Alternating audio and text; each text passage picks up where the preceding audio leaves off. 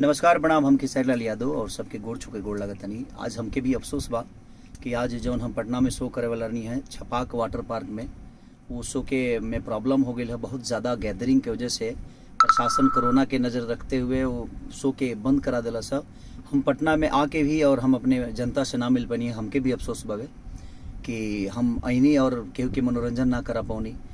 तो सबसे बड़ी चीज़ बाकी कहीं भी रो लोग शो कराई और चाहे शो देखे वाला भी, सबसे मैं हम यही रिक्वेस्ट करें कि जाई तरह अपना धरती और मिट्टी के सम्मान के बचाते हुए काम करे के बा कि अपना मिट्टी के कार्यक्रम है, अपना मिट्टी के लोग है, अपना मिट्टी के गायक, अपना मिट्टी के सब लोग बा।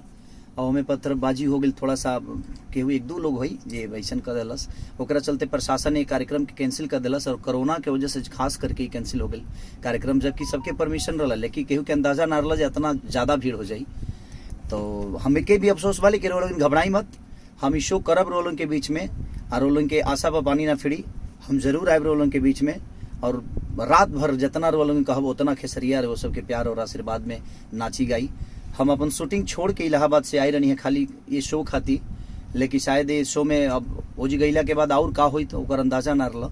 एक वजह से इस शो के प्रशासन ही कैंसिल कर दिला। एमे जकर्ता के कोनो ये फॉल्ट नहीं खे, परमिशन के मिलला के बादे शो के आदमी कहले रहे कि हाँ परमिशन मिलला के बादे ही शो हुई।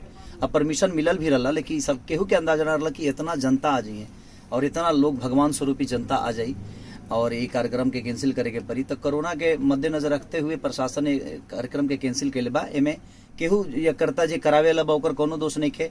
हमहू आगर नहीं है और अक्षरा जी भी पटना में आ गई बड़ी, हमने के दोनों आदमी आगर नहीं है जा और इस शो के करे खाती वो अपन शूटिंग छोड़ के आ रही है, हमहू अपन शूटिंग छोड़ के ही आ रही है। रुआ लोग बिल्कुल मत सोची कि हम ना आई रही है, ना ऐसा बात नहीं कि हम आगर नहीं पटना में रुआ लोग के पता चले कि हम आई रही हैं। लेकिन अब का वजह भइल कि कोरोना में इतना भीड़ हो गई कि प्रशासन के कार्यक्रम के रद्द करे के पड़ल।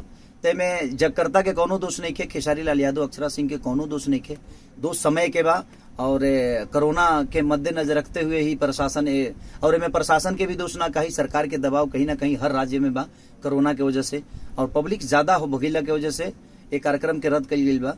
तो वो लोग प्लीज घबराई मत और केहू से बदतमीजी के लगे जरूरत नहीं के, सब लोग रघुवर सबके आपन बाबे और इनमें करावे लगे कोनो दोष नहीं के। ऐसे जब प्रशासन ही जब मना कर दी और जब ना राज्य में बनी जाए तो हमें प्रशासन का भी सम्मान करना है, अपनी सरकार का भी सम्मान करना है। तो कहीं ना कहीं वो गलत हो जाता क्योंकि भीड़ ज़्यादा होती है और उससे कुछ ऊपर नीचा होता तो शायद सबको प्रॉब्लम होती। इसलिए आप भी सुरक्षित जाइए अपने घर और अपने सुरक्षित घर पे रहिए और लोगों के और अपने बच्चों के प्यार में रहिए। Love you all.